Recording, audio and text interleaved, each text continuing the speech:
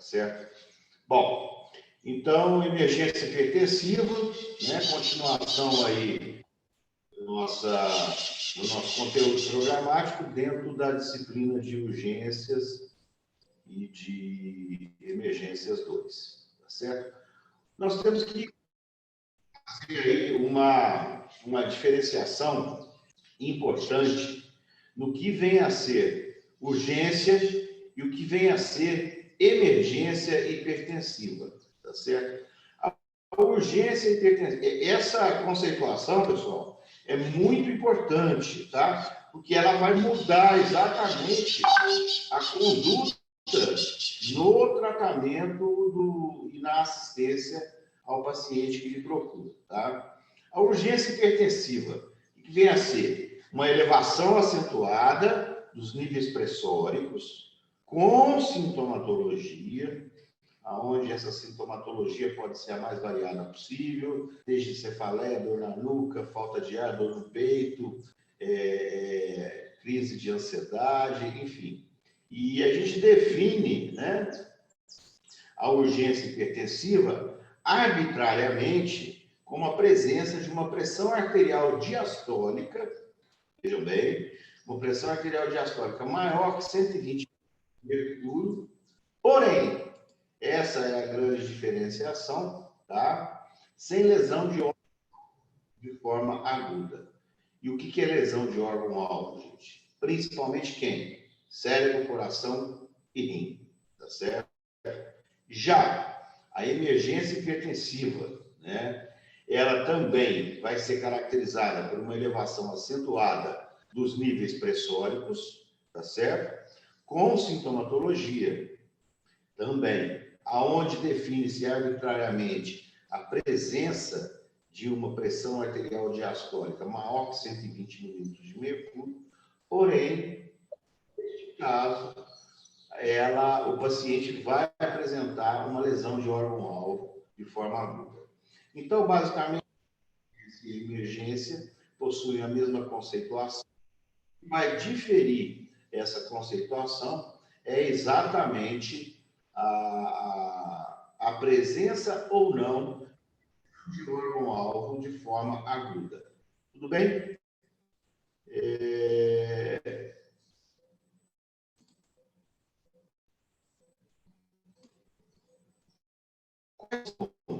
Tá?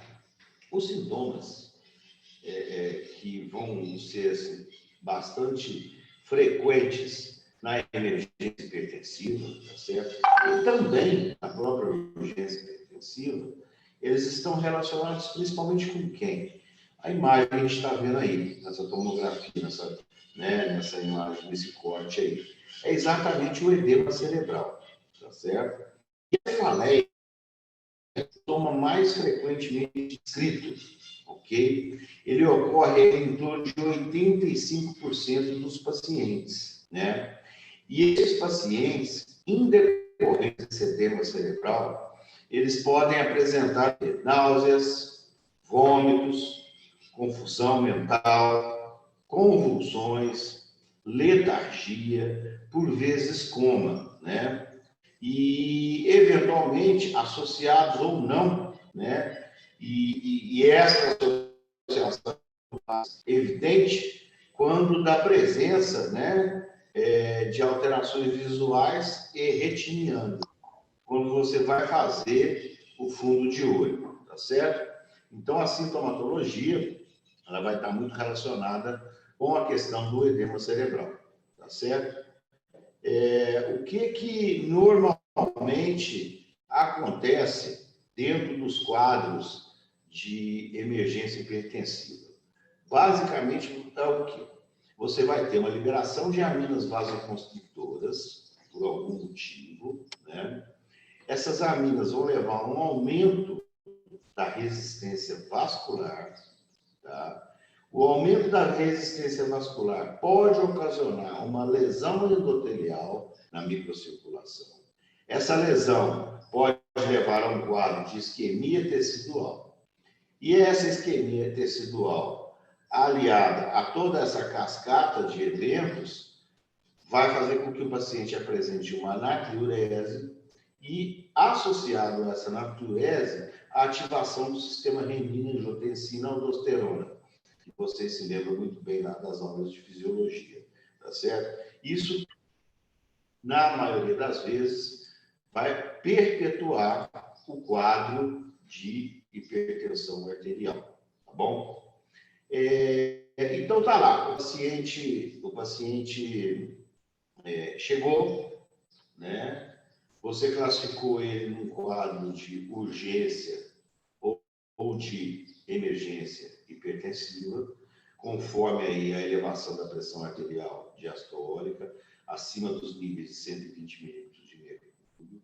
Você evidenciou ou não a presença de lesão de órgão-alvo de forma aguda, em sendo lesão de esse de forma aguda, ou seja, o paciente não tinha não referia nenhum sintoma anterior. Você classifica esse paciente como um paciente num quadro de emergência hipertensiva e não sendo, né, como urgência hipertensiva. Nós vimos aí que o epílogo de toda a fisiopatologia vai estar relacionado com para perpetuar esse quadro de hipertensão, né, progressivamente alta. Ele vai ser caracterizado pela presença de uma natriurese importante e perpetuação e ativação do sistema renina-angiotensina-aldosterona. Ok? Bom, esse paciente chega, obviamente a gente vai fazer o acolhimento adequado, sala de emergência, monitorização, oxigênio, né? E nós vamos pedir alguns exames básicos para esse paciente, de forma que possam corroborar a nossa hipótese aí, por exemplo, de uma emergência hipertensiva, ou excluí-lo para um quadro de urgência hipertensiva.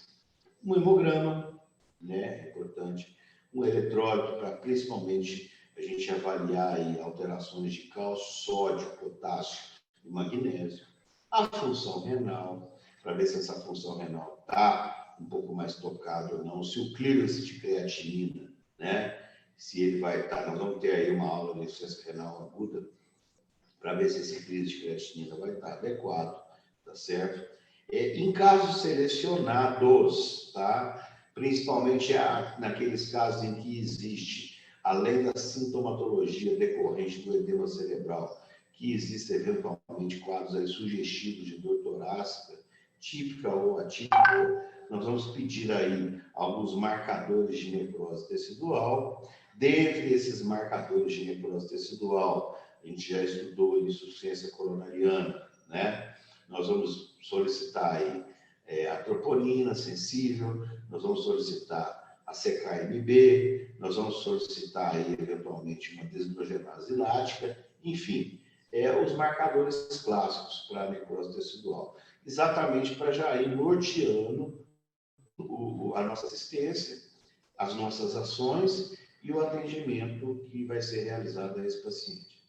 É interessante nós pedirmos aí o ProBNP, tá? Que é o peptídeo natriurético cerebral, exatamente para a gente ver se existe aí, de forma indireta, né, através da elevação desse ProBNP, corrigido pela idade do paciente, para ver se existe um quadro de congestão cardíaca associada, como nós vamos, né, como nós já chegamos a falar alguma coisa nos quadros de IC aguda, um eletrocardiograma, isso é básico, exatamente para a gente poder observar o quê?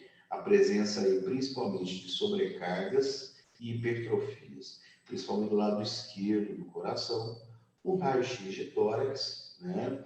Esse raio-x vai nos mostrar aí, basicamente aí, algumas informações aí indispensáveis, como tamanho e área da silhueta cardíaca, a presença ou não de quadros congestivos pulmonares, tá certo? Eventuais alargamentos de mediastino, mediastino superior, que devem ser muito valorizados, principalmente quando, né, da presença de dor torácica associada a um quadro de hipertensão arterial importante, né, que vai nos remeter aí, como nós vamos falar daqui a pouquinho, nas dissecções aórticas agudas, tá bom? Então, esses seriam aí os os exames básicos que a gente deve solicitar, tá certo?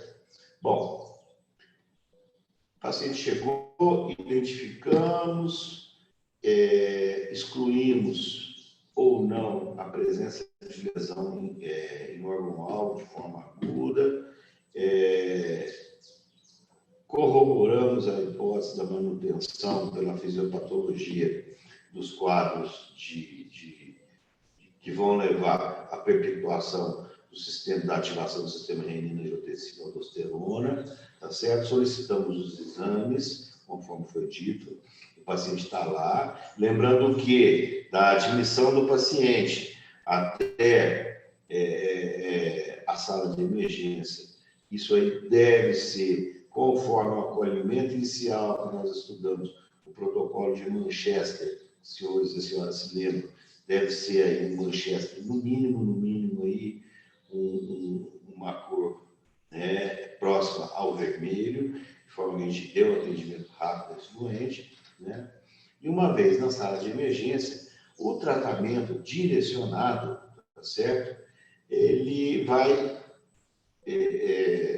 se relacionar aí às duas vertentes. A vertente da urgência hipertensiva, onde não existe lesão aguda de órgão-alvo, e a vertente da emergência hipertensiva, onde nós, através dos exames, evidenciamos a presença da lesão desses órgãos-alvos, tá certo? Na urgência hipertensiva, na maioria das vezes, e vocês vão ver, isso é extremamente comum para quem está de plantão no pronto atendimento. Às vezes o paciente chega, doutor, eu estou com a pressão 17/10, 17/12, estou tomando os remédios, eu não estou tendo resultado, mas o senhor está sentindo alguma coisa? Não sinto nada, ou quando muito, um desconforto passageiro, tá certo? Você avalia, faz uma boa anamnese, vê que não existe nenhum indício que nos remeta aí a pensar em lesão de órgão-alvo, né, de forma aguda. Na maioria das vezes, você não precisa. Eu sei que isso é difícil, às vezes é difícil conseguir convencer o paciente, tá certo? Mas você não precisa ser agressivo dentro do setor de emergência para poder reduzir essa pressão. Quando muito, você faz uma medicação aí pela via sublingual, por exemplo, um inibidor da enzima de conversão de angiotensina, um captopril sublingual ou algum medicamento similar, tá certo? Observa esse paciente por um pequeno tempo, manda ele de volta, ou para o médico que o acompanha, ou para o posto de saúde que faz o acompanhamento da hipertensão. Se for um paciente que tenha um plano de saúde, ou seja, mais diferenciado, você encaminha ele para o sistema dele e de lá vai ser feito o tratamento. Já, né?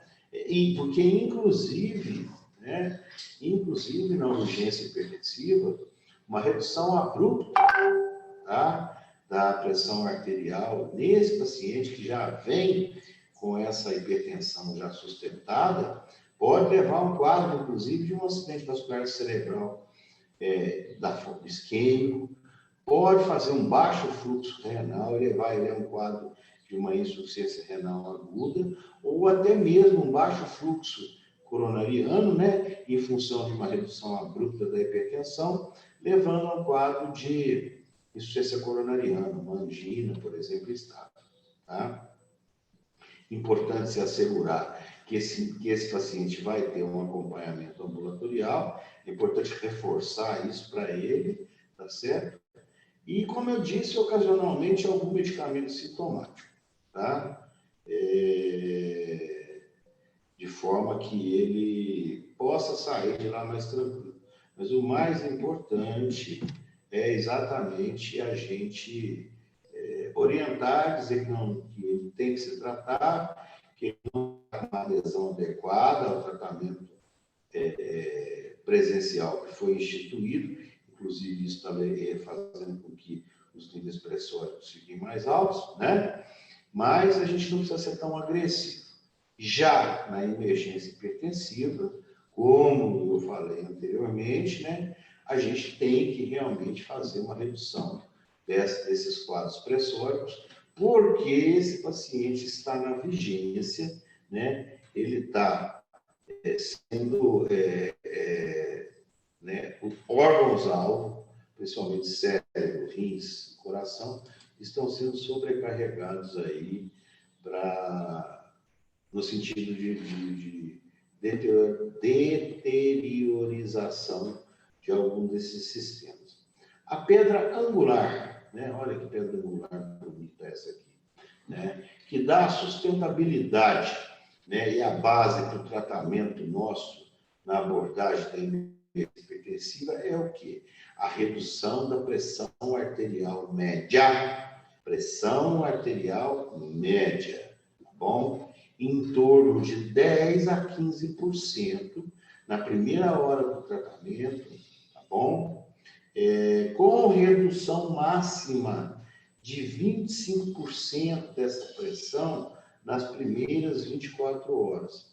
Então, guardem isso. Se vocês fizerem essa redução da pressão arterial no paciente que está apresentando na vigência de um quadro de emergência hipertensiva, vocês vão conseguir reduzir de forma segura, sem complicações, como as que eu descrevi no quadro da urgência hipertensiva, né? Se caso houver uma redução abrupta, AVCI, insuficiência renal aguda, insuficiência coronariana.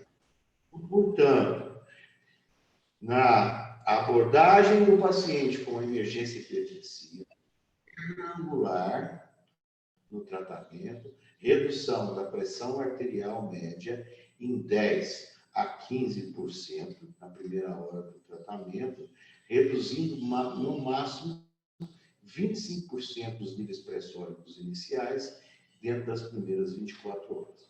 E o que normalmente a gente vai utilizar, tá certo? Para poder reduzir essa hipertensão arterial vigente dentro da crise hipertensiva, da emergência hipertensiva. São duas as drogas, gente, que estão aí no lado esquerdo do vídeo, né? Que é o nitroprusiato de sódio, nome comercial aí, que todo mundo tem costume, né? Que todo mundo que trabalha em setores de urgência e emergência conhece, que é o Niprid, tá certo? E a outra droga também segura para o uso, tá? Nesses quadros de emergência hipertensiva, é um beta-bloqueador, né? De geração mais nova, denominado de labetalol, tá certo? Esse droga, né? Da mesma maneira que o nitroprusiato, vai ocasionar a redução dos níveis pressóricos. Porém, os mecanismos de ação são diferentes. O nitroprusiato de sódio é uma droga extremamente segura, potente, porém segura. O paciente chegou, você opta por utilizar talvez o seu serviço, você não tem o labetalol. Você opta em utilizar, tá certo? O nitroprusiato de sódio, né? Lembrando que o nitroprusiato é um vasodilatador arterial e venoso, né? Você começa a utilizar esse medicamento, normalmente sob bomba de infusão. Existem diluições padrões, como a que eu coloquei aqui nesse diapositivo, tá certo? Existem diluições padrões que, sob bomba de infusão, na hora que você começa a infundir no paciente, você já começa a observar a redução. E você tem que respeitar essa redução de 10% e de 25%, conforme a velocidade de infusão. O paciente ficou hipotenso, e é muito comum acontecer isso, você simplesmente desliga, né, a infusão ou reduz a infusão, porque essa droga ela tem um início e um término de ação extremamente rápido. Então, portanto, é uma droga que está na tua mão. Você, enquanto médico, você vai conseguir controlar a pressão com muita segurança desse paciente. Ficou hipotenso, desliga. Não está respondendo, não está baixando, você vai titulando a droga, obviamente, até a dose máxima. E no caso do nitroprusiato de sódio, a dose, isso aqui, dose eu não peço em prova, não, tá, gente? Dose é uma coisa que vocês, ao longo dos anos aí, no exercício da profissão, vão saber de cor e saltear, tá certo? Mas a dose, a título de curiosidade, o uso do nitroprusiato de sódio vai de 0,25 micrograma quilomituto até uma dose. Olha só que ato grande, olha que diferença. Até 10 microgramas quilo minuto. Na maioria dos serviços, tá certo?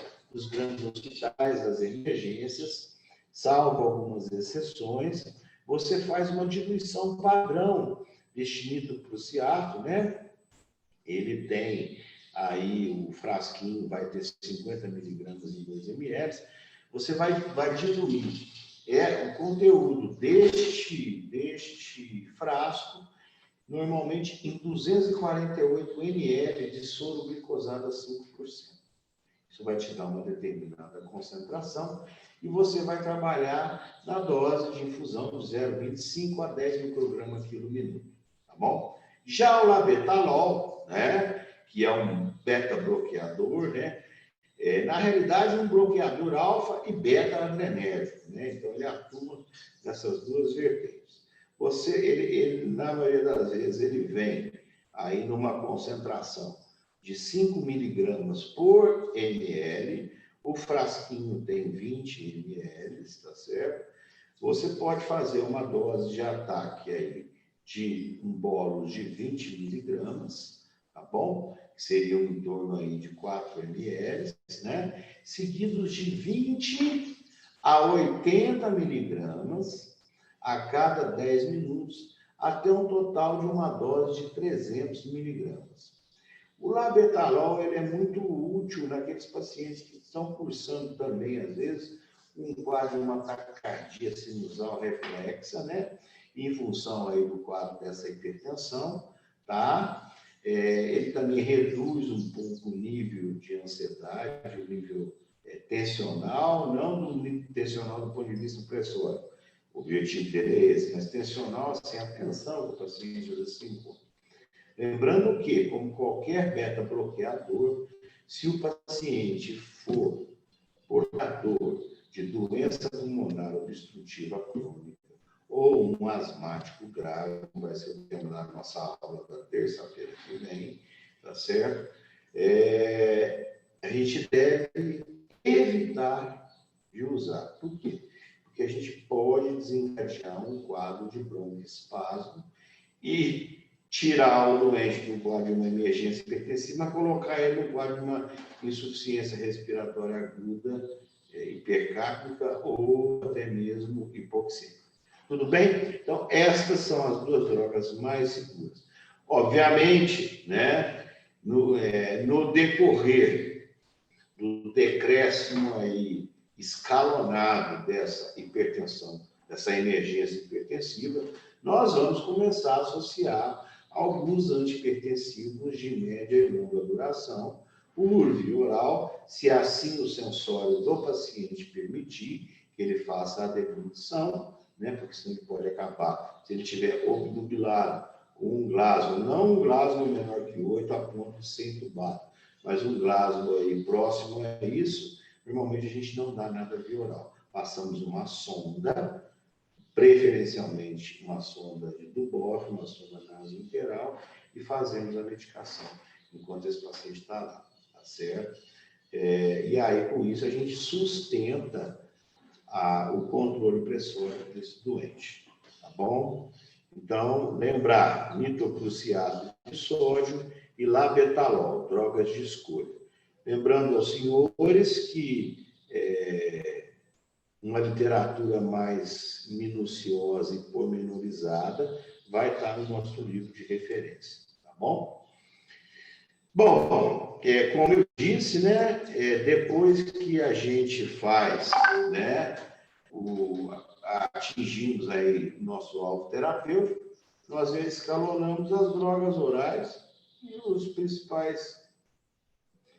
duas principais classes de drogas que vocês vão estudar, provavelmente na disciplina de cardiologia, né, dentro aí do rol de disciplinas da clínica médica, são os inibidores da enzima de conversão de angiotensina, e nós temos inúmeros, né? Os mais comuns, captopril, enalapril, lisinopril, tá certo? Ramipril. E temos os bloqueadores de canal de cálcio. Dentre a classe dos bloqueadores de canal de cálcio, nós temos as benzotiazepinas, caracterizada aí pelo diltiazem, as dihidropiridinas, por exemplo, aí o amlodipino, que é muito utilizado, a nitrendipina, né, que vai aí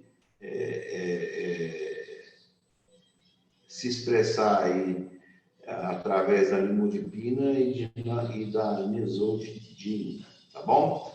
Mas basicamente aí amlodipina e captopril, amlodipina e inibidor da enzima de conversão da angiotensina como enalapril é muito utilizado. Existem algumas contraindicações para o uso dessas drogas, mas como já vai ser um tratamento ambulatorial, isso aí no escopo da sala de emergência não vai fazer muita diferença naquele momento para vocês, certo? Então, assim, isso aí foi exatamente uma abordagem, uma conceituação, uma ideia do que vem ser, né, o trato do paciente portador de uma urgência hipertensiva e de uma emergência hipertensiva. Pontos-chave: diferenciação da urgência hipertensiva da emergência hipertensiva, caracterização de lesão de órgão de forma aguda ou não aguda, lembrar que as sintomatologias são mais prevalentes do ponto de vista encefálico, em função do edema cerebral. Lembrar que nós não podemos fazer, que o que perpetua essa hipertensão é exatamente a manutenção da ativação do sistema renina, angiotensina, aldosterona, tá bom? Em função de toda aquela cascata fisiopatológica da setilha que eu coloquei para vocês. Lembrar que a gente tem que atender esse paciente num ambiente de sala de emergência. Lembrar que o Manchester tem que ser um Manchester mais rápido.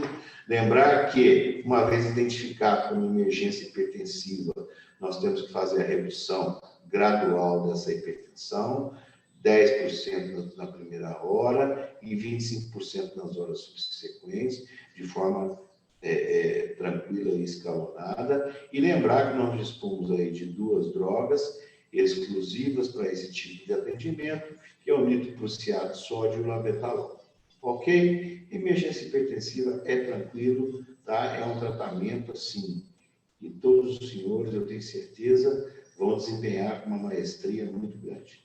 Outra doença relacionada, tá certo, a quadros de dor torácica em sala de emergência, associados, em sua maioria, com situações de hipertensão arterial grave, é a síndrome aórtica aguda, conforme a gente está vendo aqui, nessa angiotomografia, né, com essa reconstrução, nós estamos vendo aí uma aorta, tanto proximal como distal, extremamente dilatada, tá certo?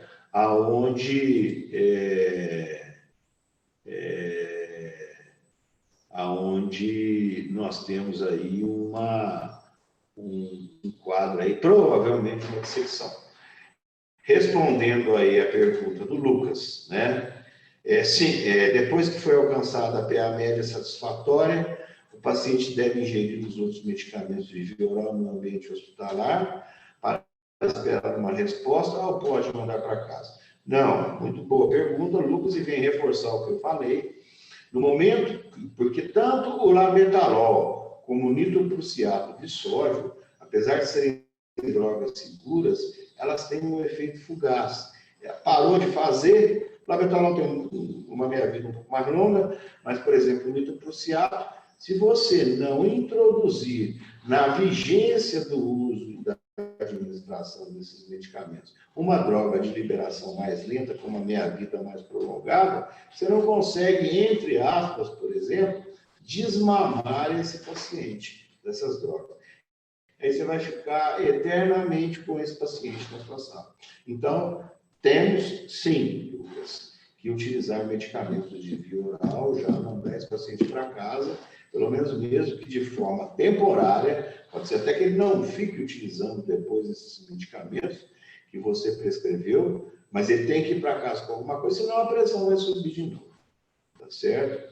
E lembrando que, né, aquilo que eu falei, dependendo do nível sensorial, do plasma desse paciente, enquanto você está fazendo a redução dessa PA, às vezes o edema cerebral é de uma magnitude mais moderada, e às vezes ele rebaixa um pouco. Aí, normalmente, você passa uma sondinha e faz essa medicação pela sonda de forma mais segura, evitando a broncoaspiração. Se ele tiver um sensório adequado, você manda ele engolir e pronto, acabou. Tá? Mas ele vai para casa, sim, com algum medicamento prescrito para você, que foi, inclusive, prescrito na vigência do uso do nitroprusiato de sódio ou do labetalol. Ok?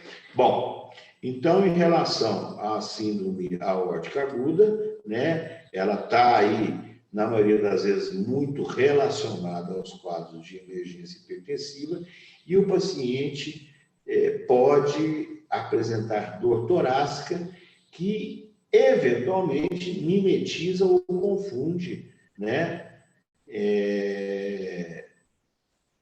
nossa impressão clínica, às vezes, tendenciando ao lado da insuficiência coronariana. Bom, a síndrome aórtica aguda, né, ela normalmente tem três principais causas, tá certo? Quais são essas três principais causas? Uma dissecção aórtica aguda, tá certo? Ou a presença de uma úlcera aterosclerótica penetrante, tá certo? Ou até mesmo a ruptura da aorta.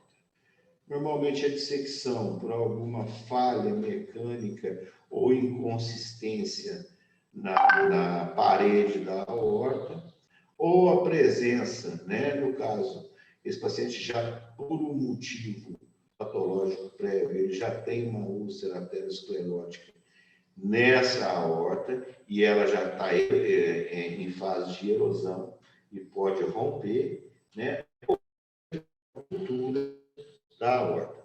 Essas são as principais causas da síndrome aórtica aguda.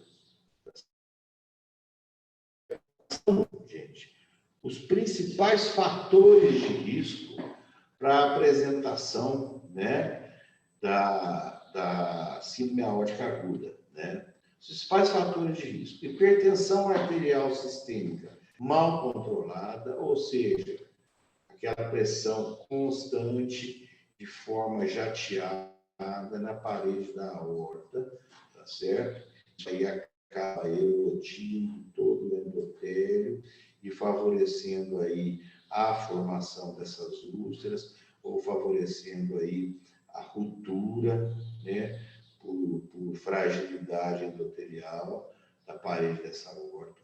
O tabagismo, porque ele também entra por conta principalmente da perpetuação da vasoconstricção periférica, tá certo? Ele pode levar, né? Ele perpetua, mantém o paciente hipertenso e a hipertensão acaba levando à lesão.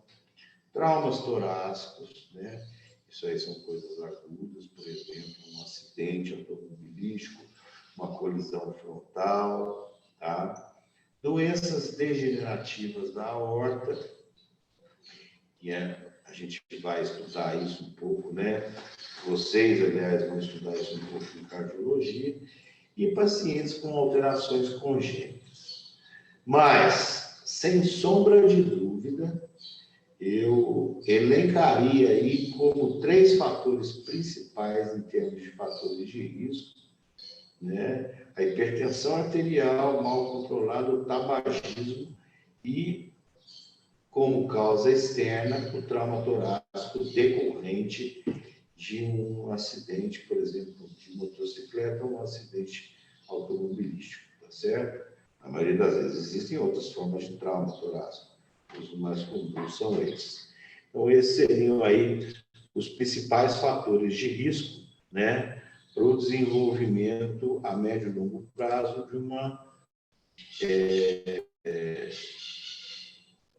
de um evento destrutivo na aorta.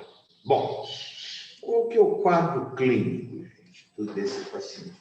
Como que ele vai chegar para vocês no pronto atendimento? Na maioria das vezes, ele vai ter uma dor torácica aguda, súbita, intensa, que se inicia na região retroesternal e se estende, na maioria das vezes, para a região interescapular.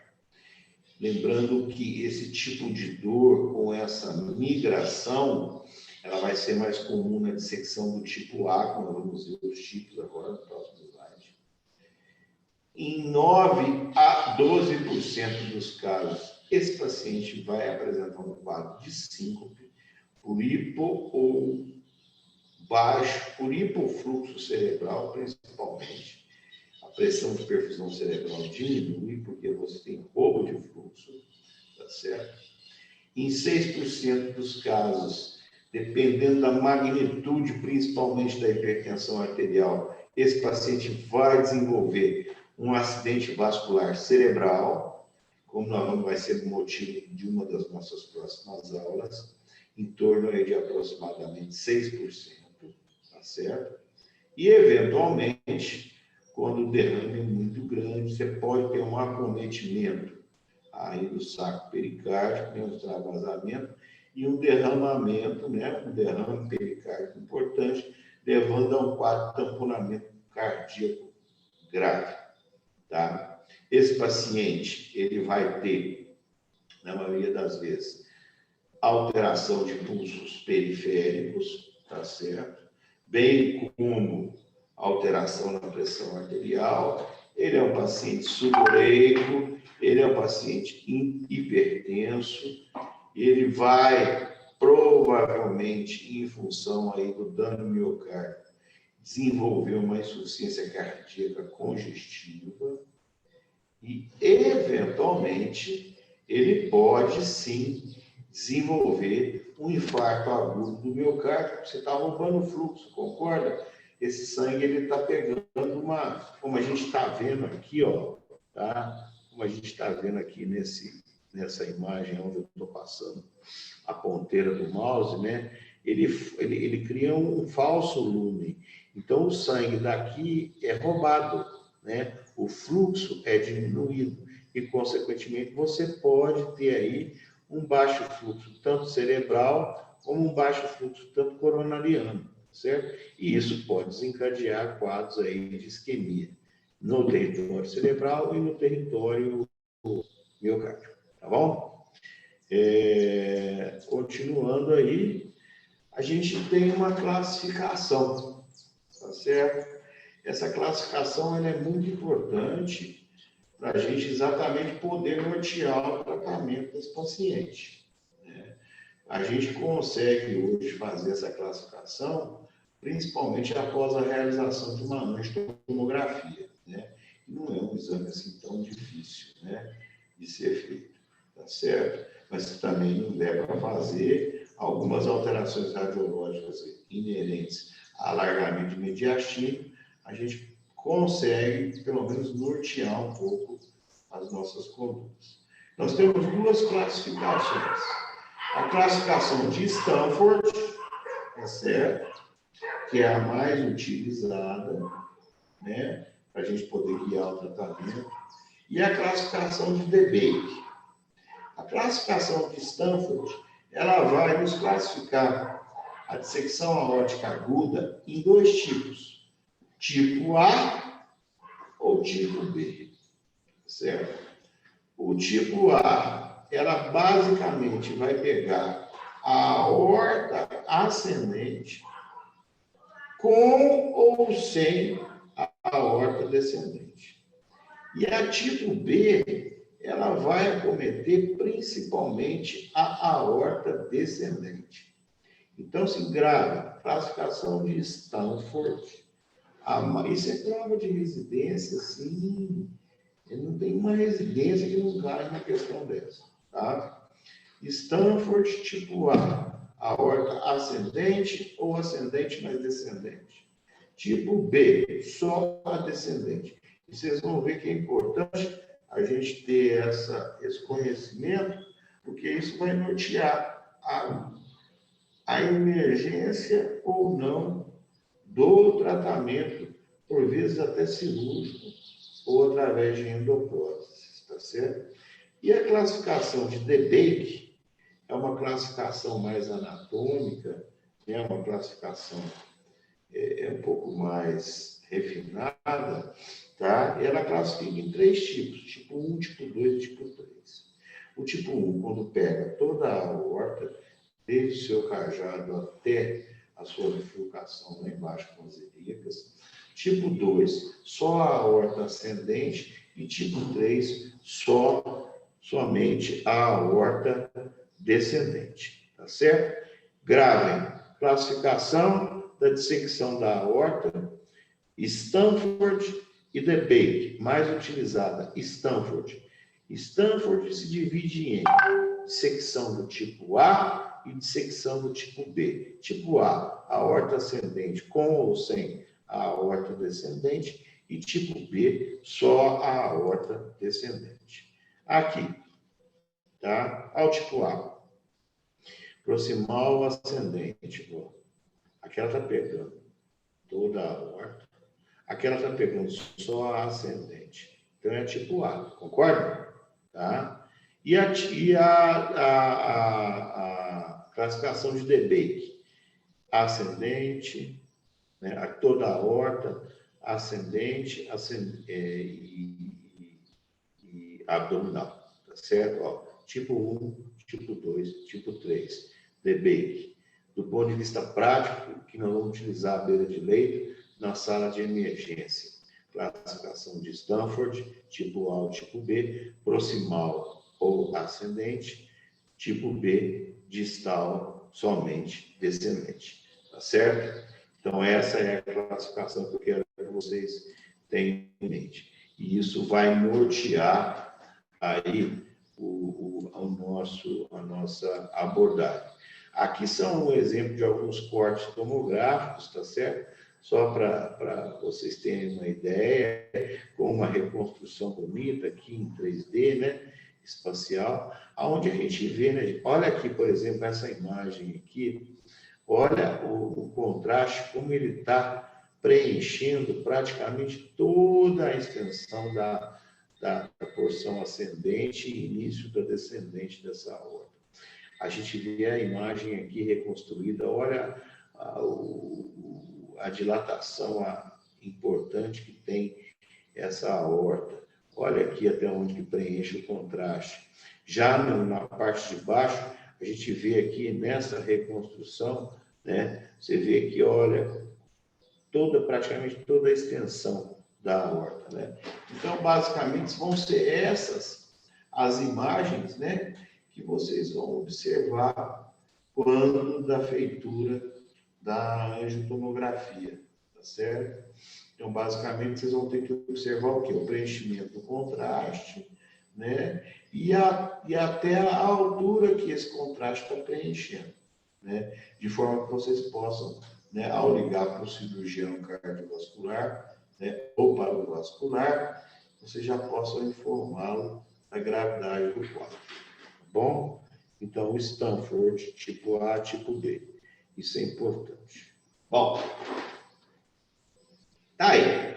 Aí você viu que é um paciente que tinha uma dissecção aórtica aguda, né? Evidentemente, um Stanford tipo exemplo bonito aí nessa foto. Olha o roubo de fluxo que existe com a setinha amarela, né?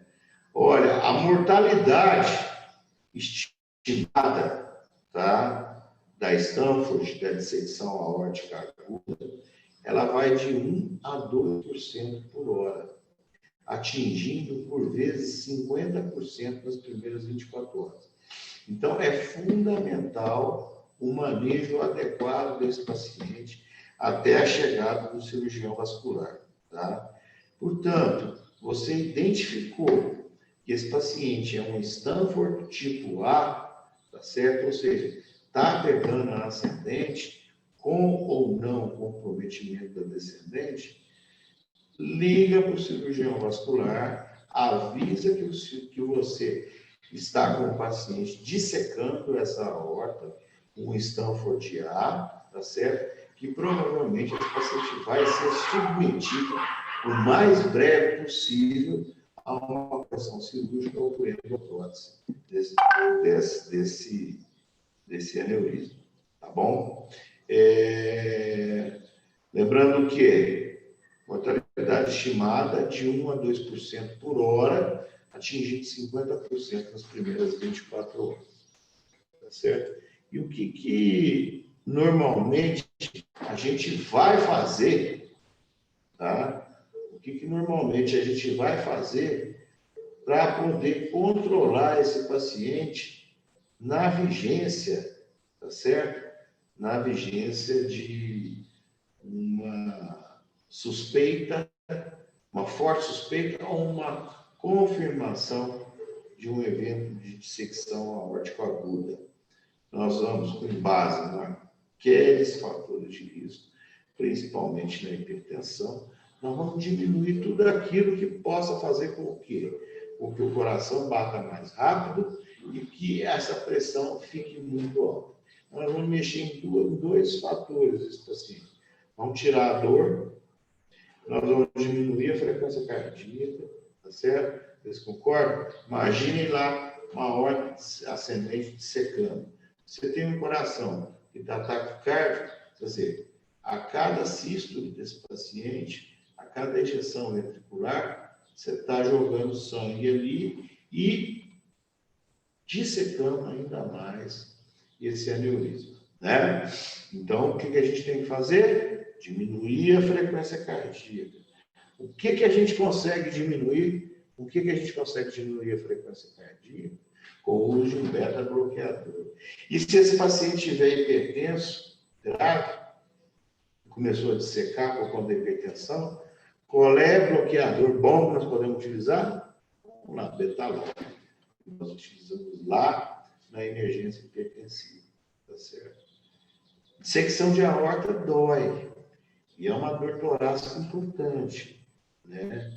Inclusive um diagnóstico diferencial, vocês lembram lá dos diagnósticos diferenciais de insuficiência coronariana, quando eu falei aí exatamente da questão da dor torácica aí como, por exemplo, a vigência de uma dissecção, então, ela pode, às vezes, até mimetizar um infarto agudo, né? Mas é importante também o controle da dor. Normalmente, o que nós utilizamos para controlar a dor desse paciente? É morfina, certo? Você vai fazendo bolos aí de 1 a 2 miligramas endovenoso a cada 10, 15 minutos, não excedendo aí uma dose máxima de 10 miligramas, por conta do risco de rebaixamento do nível de consciência, tá certo? E aí tem que proteger via aérea. Normalmente você tem uma resposta satisfatória boa com o uso da morfina. E você pode até, eventualmente, tá certo? Tratar, enquanto esse cirurgião está vindo, né, para a intervenção, você pode tratar esse paciente com o uso aí, o controle pressório, respeitando aí também aqueles percentuais, né, mais por questão de segurança, o uso de vasodilatadores venosos e arteriais. Por exemplo, aí o Niprite. Existem outros, mas não vamos ficar abrindo muito o leque aqui agora, não é o objetivo. Então, o objetivo medicamentoso, né, o objetivo do pré-tratamento da dissecção aórtica aguda, quero que vocês tirem a dor do paciente, eu quero que vocês reduzam a frequência cardíaca e eu quero que vocês tenham a pressão arterial controlada desse paciente na mão de vocês. Tá bom? Então, isso aí, fazendo isso, você garante a sobrevivência do paciente. Agora, se ele vai suportar a cirurgia ou não, aí são outros 500, né? Tá bom? Então, dando continuidade, quando nós temos uma situação, tá certo? Que nós vamos indicar a cirurgia no tipo B. Na maioria das vezes, as dissecções do tipo B, elas não têm indicação cirúrgica imediata. O paciente vai, por vezes, ter uma dor abdominal muito forte, tá certo? Porém, você consegue controlar e de forma, entre aspas, eletiva, nos próximos dias, a gente consegue agendar essa cirurgia com mais segurança, preparar melhor esse paciente para uma cirurgia dessa, estadiar para ver se é uma dissecção acima das renais ou abaixo das renais. Por quê? Vocês vão ver muito isso. O vascular se ligando para ele, olha, eu estou aqui com uma dissecção tipo B, tá certo? A primeira coisa que ele vai perguntar é supra ou infrarrenal. Por quê? Por causa do tempo de clampeamento. Se ela for uma secção supra, quando você clampeia ali em cima, não vai sangue correndo. Você pode induzir uma lesão renal aguda, entendeu? Quando é abaixo dos rins, quer dizer, você clampeou ali embaixo para poder colocar endoprótese, fazer, enfim, o que tiver que ser feito na cirurgia, na maioria das vezes, esse paciente ele não vai ter um comprometimento renal tão grande. Mas existe uma situação em que você tem que indicar a cirurgia de emergência, sendo um Stanford B, tá certo? Quando vai ser? Você tiver uma evidência, uma forte evidência, que os membros desse paciente estão isquemiando, ou seja, o roubo de fluxo é de uma magnitude tal, para fora da luz, né, que não está deixando que aconteça uma irrigação para os membros inferiores. Existe o risco de perda desse membro em função da isquemia.